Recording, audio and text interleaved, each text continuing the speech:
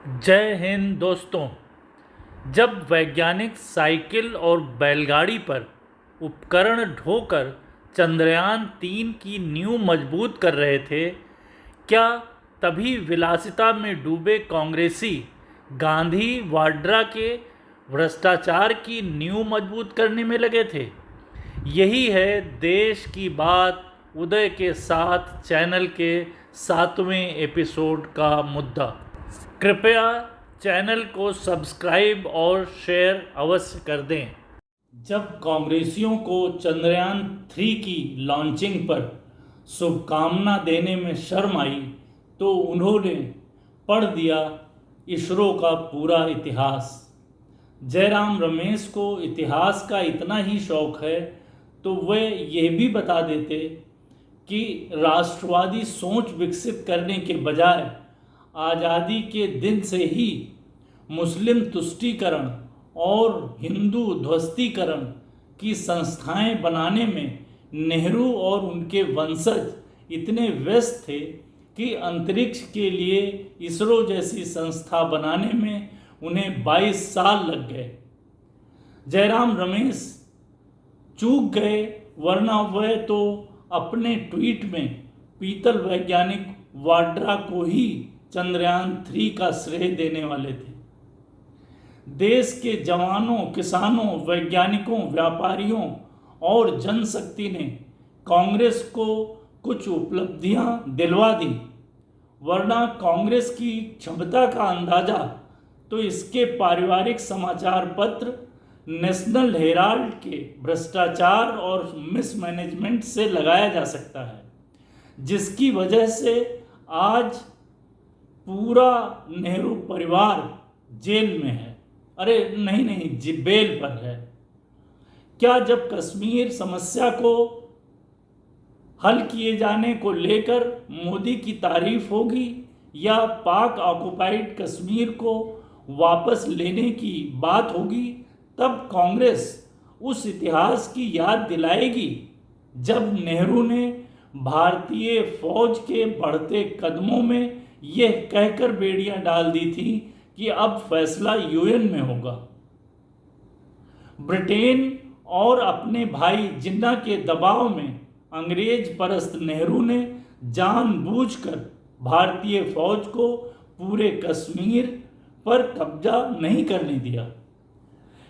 इसरो का इतिहास बताने वाली कांग्रेस उस इतिहास को बताए जब कोलकाता से मात्र 900 किलोमीटर दूर भारत के कोको आइलैंड को 1950 में वर्मा को दे दिया गया, जिस पर आज चीन का कब्जा है।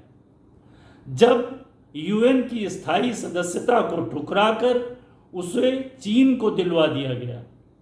जब नेपाल नरेश के भारत में विलय के प्रस्ताव को ठुकरा दिया गया।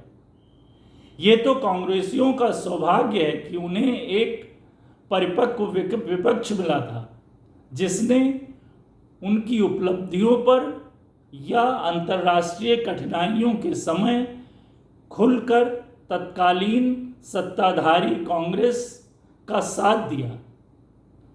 तत्कालीन नेता विपक्ष श्री अटल बिहारी वाजपेयी ने 1971 में भारतीय सेना के पराक्रम का श्रेय इंदिरा जी को देते हुए उन्हें दुर्गा जैसी कहकर सम्मानित किया था।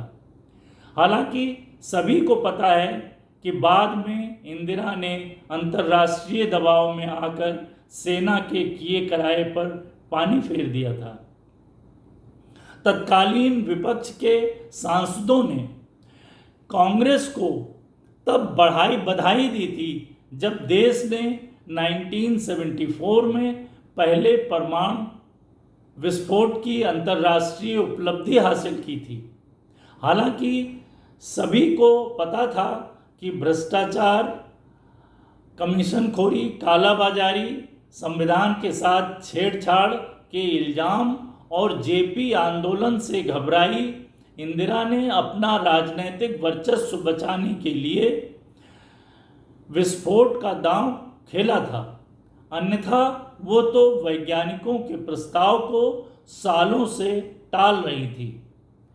जब अनेक कठिन कार्यों को अंजाम देने और देश को नई बुलंदियों तक ले जाने के बावजूद विपक्ष और कांग्रेस की गाली खाने वाले मोदी जी ने स्वयं स्वस्थ परंपरा का निर्वहन करते हुए लाल किले से सभी पूर्व सरकारों और पूर्व प्रधानमंत्रियों के योगदान को सराहा और उन्हें विनम्र आभार व्यक्त किया।